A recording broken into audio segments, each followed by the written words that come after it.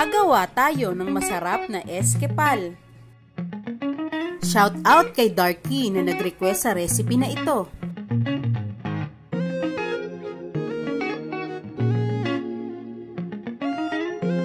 Narito ang mga sangkap.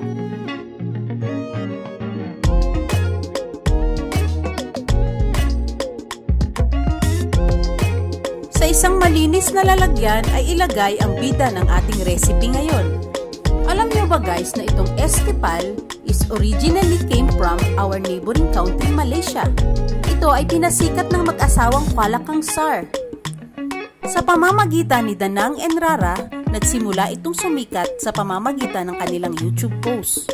Thanks to the food blogger, ang negosyo ng mag-asawa ay naging malakas at nag-attract ng maraming customers.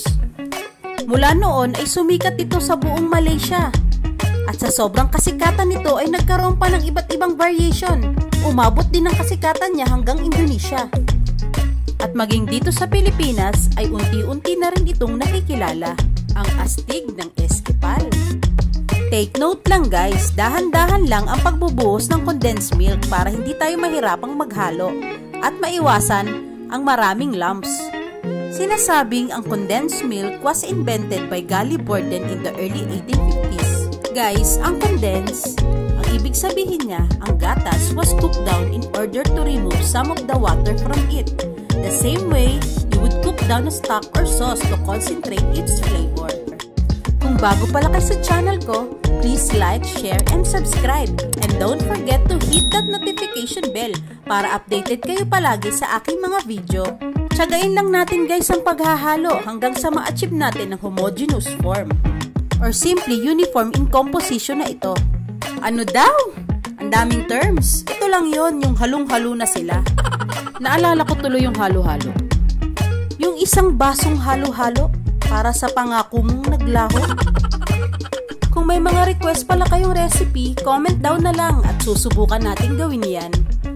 Guys, dapat ganito kalapot ang magiging consistency ng ating choco powder at ng condense. Okay.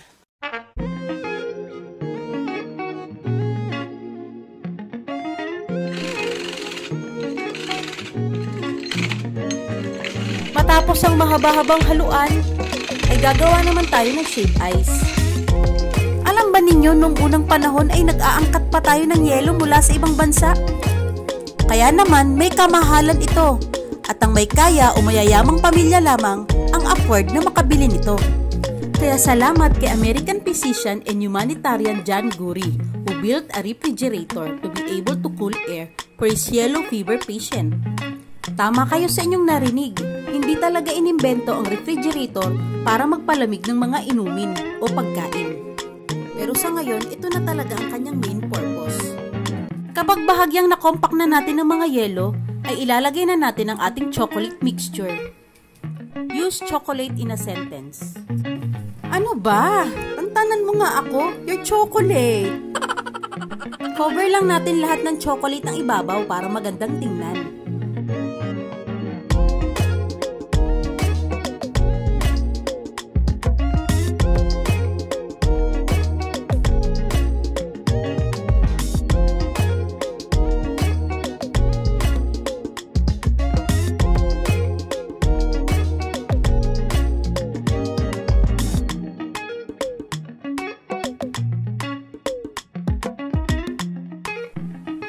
Maglagay naman tayo ng mga toppings.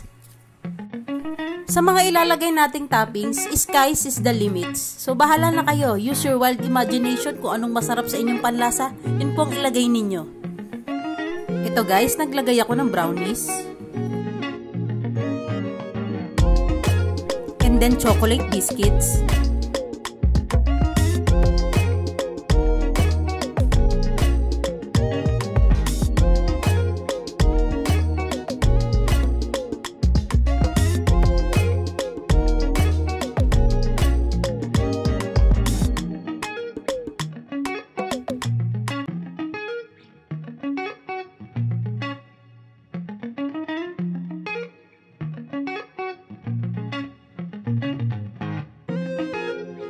And then we'll make tusok-tusok na the wafer stick. And to add colors, maglalagay din ako ng mga marshmallows. Ready to serve na ang ating eskepal. Hanggang sa muli!